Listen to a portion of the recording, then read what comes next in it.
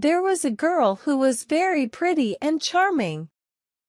Sometimes, fate makes these kinds of girls be born into families with not much money. She didn't have any money or fancy things, and nobody rich or famous wanted to marry her. So, she married a man who worked as a clerk in the government. She dressed simply because she couldn't afford fancy clothes, but she was unhappy. She felt like she should be living a better life. For women, it doesn't matter where you come from, it's all about being beautiful, graceful, and charming.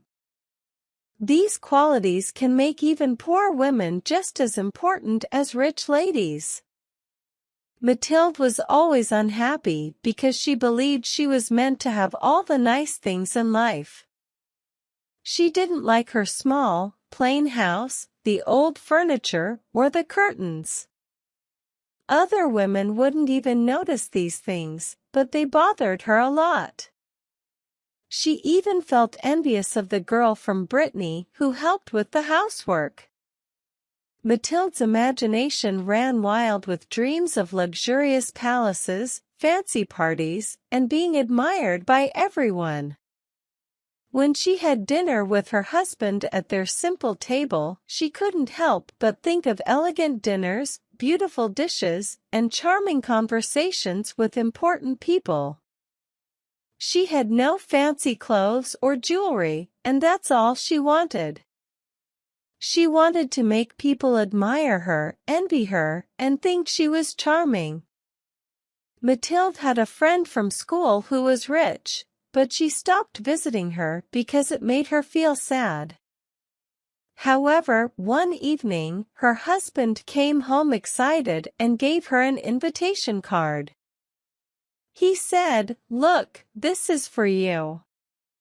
She opened the envelope and found a card that said, "The Minister of Public Instruction and Madame Georges Ramponneau invite Mr. and Mrs. Loisel to a party at the Ministry's Palace on Monday, January 18th. Instead of being happy, Mathilde got angry when her husband gave her the invitation. She muttered, "What am I supposed to do with this?" Her husband hoped she would be excited, but she wasn't. He explained, "I thought you'd be happy. You never go out, and this is a great chance. I had to work hard to get this invitation.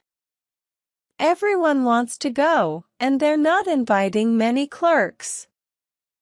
All the important people will be there." Mathilde gave him an annoyed look and said impatiently, "What am I going to wear?" He hadn't thought about that. He said, "Wear the dress you wear to the theater. It looks nice to me." But Mathilde started crying.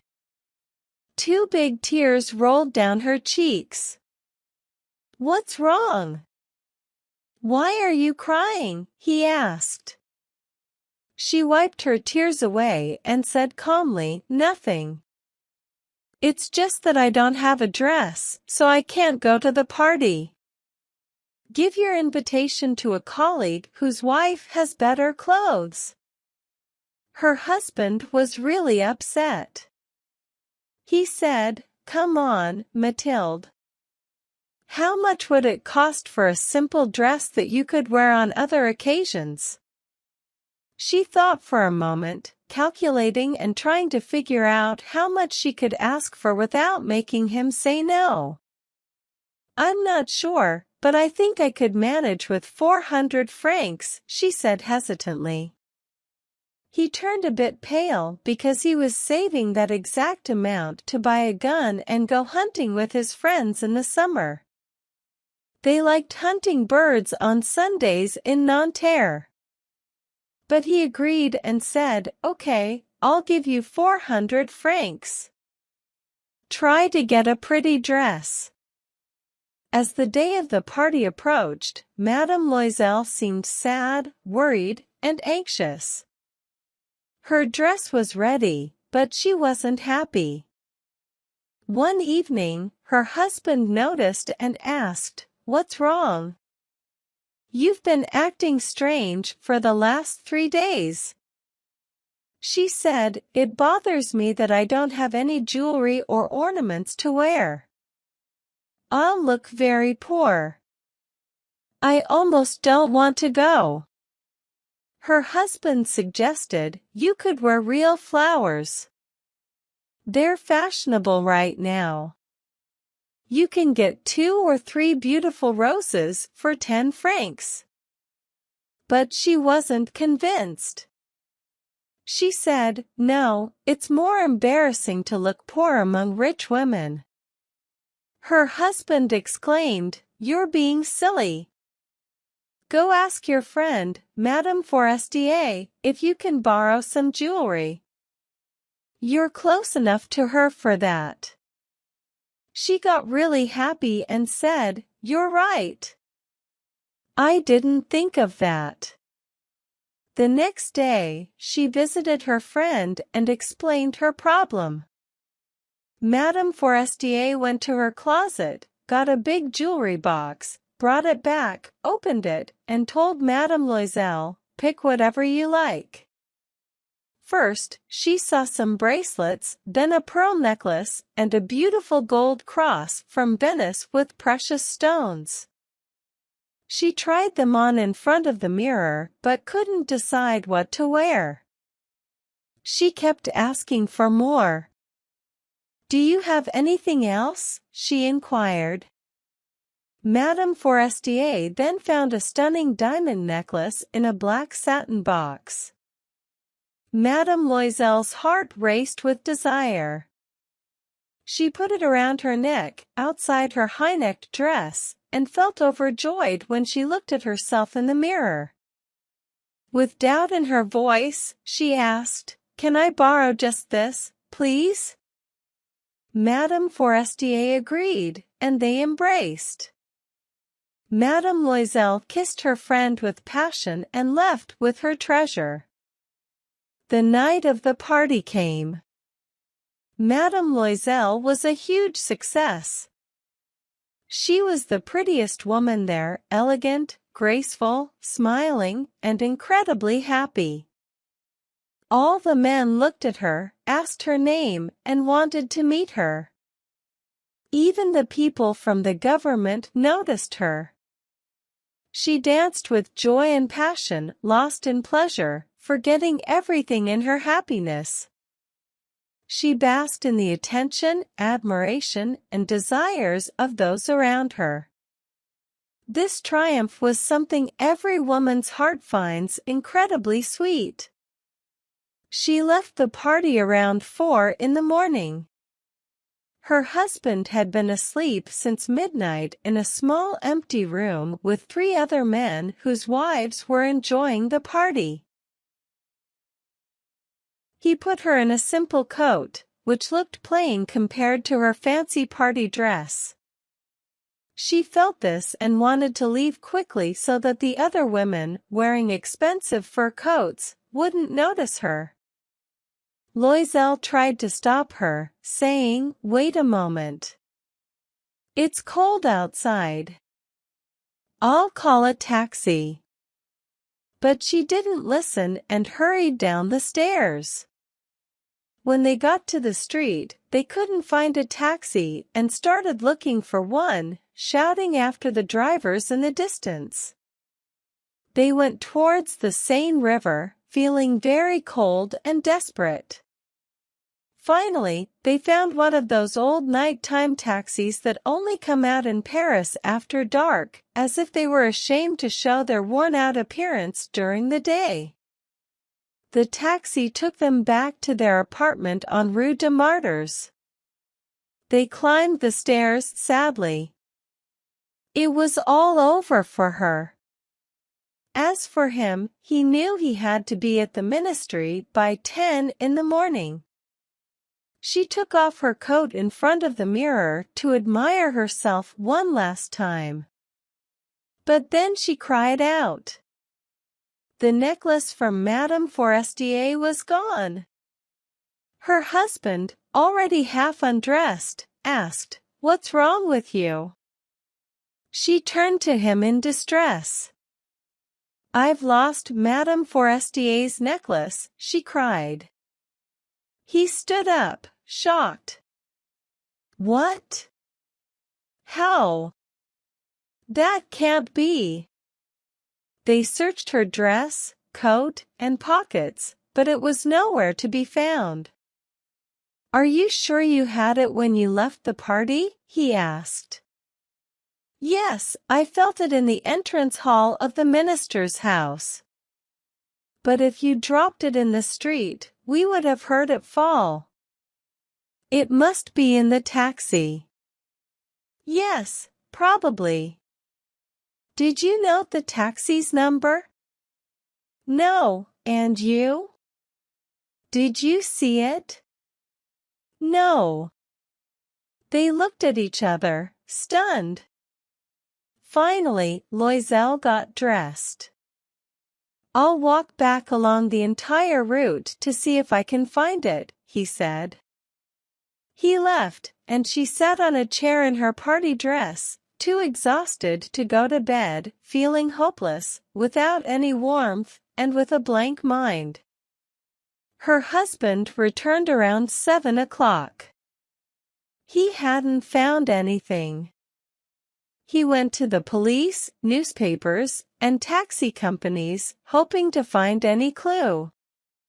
She spent the entire day in constant fear and worry about the terrible situation. When Loisel came back that night, he looked tired and defeated. He hadn't found anything. He suggested, "You should write to your friend, saying that you broke the clasp of her necklace and that it's being fixed. This will give us more time." She wrote the letter as he instructed. After a week, they lost all hope.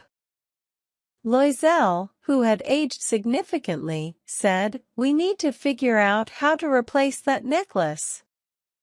The following day, they took the box that once held the necklace and went to the jeweler whose name was inside it. He checked his records. "It wasn't me, madam, who sold that necklace. I only provided the case," he explained. They went from one jeweler to another, searching for a necklace that matched the lost one. They felt miserable and ashamed. Finally, they found a string of diamonds at a shop in Palace Royal that looked very similar. It was worth 40,000 francs, but they could buy it for 36. They asked the jeweler to hold it for 3 more days. They agreed that if they found their lost necklace before the end of February, he would buy it back for 34,000 francs. Loisel had 18,000 francs from his father's inheritance and borrowed the rest. He borrowed 1,000 francs from one person, 500 from another, and so on. He gave notes, took on burdensome debts, and dealt with lenders of all kinds. He risked his entire future, signing notes, without knowing if he could repay them. Terrified by the hardships and misery ahead, he handed over 36,000 francs on the jeweler's counter to buy the new necklace. When Madame Loisel returned the necklace to Madame Forestier, her friend said coldly, "You should have returned it earlier, I might have needed it." Madame Forestier didn't open the case, as Madame Loisel had feared. If she had noticed the switch, it would have been a disaster. She might have accused Madame Loisel of theft. From then on, Madame Loisel experienced the harsh life of poverty. She faced it with unexpected bravery. They had to pay off that dreadful debt. They let go of their servant, changed their apartment, and rented a small attic under the roof. Madame Loisel learned the challenges of housework and kitchen duties. She washed greasy pots and pans, dried dirty laundry, and carried heavy buckets of water up and down the stairs. Dressed humbly, she shopped for groceries, bargaining and sometimes dealing with rudeness, carefully counting every coin she spent. Every month, they had to pay off some debts, repay others, and ask for extensions. Her husband worked at night, settling tradesmen's accounts and copying manuscripts for a few coins per page. This challenging life continued for 10 years. After a decade, they had paid off everything, including high interest rates and compound interest. Madame Loisel had aged. She looked like a tough, strong woman of modest means, with messy hair and rough hands. She spoke loudly while cleaning the floor with splashes of water. But sometimes, when her husband was at work, she sat by the window, remembering about that joyful evening long ago, the ball where she had been so beautiful and admired. She wondered what would have happened if she hadn't lost that necklace. Who knows? Life is unpredictable, and it can be greatly influenced by small things. One Sunday, while taking a walk in the Champs-Élysées to relax after a week of hard work, she saw a woman with a child. It was Madame Forestier, still young, beautiful, and charming. Madame Loisel felt compelled to speak to her. After all, she had paid off the debt. Why not tell her the truth now? She approached and said, "Hello, Jean." Madame Forestier, surprised to be addressed so familiarly by this plain-looking woman, didn't recognize her and said, "But, madam, I don't know you. You must be mistaken." "No, I'm Mathilde Loisel." Her friend cried out, "Oh, my poor Mathilde! How you've changed!" "Yes, I've had a tough life since we last met, filled with poverty, all because of you." "Because of me? How? Do you remember the diamond necklace you lent me for the ministerial ball?" "Yes, what about it?" "Well, I lost it." "What do you mean?" "You returned it to me." "I returned a necklace exactly like it. It took us 10 years to pay for it.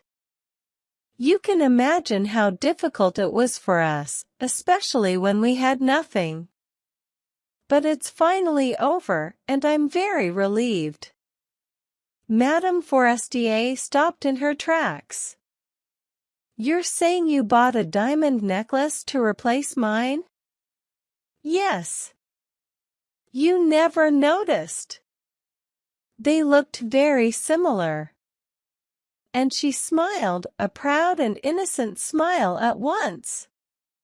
Madame Forestier, touched by this revelation, held Madame Loisel's hands. "Oh, my dear Mathilde! My necklace was fake. It was worth at most only 500 francs.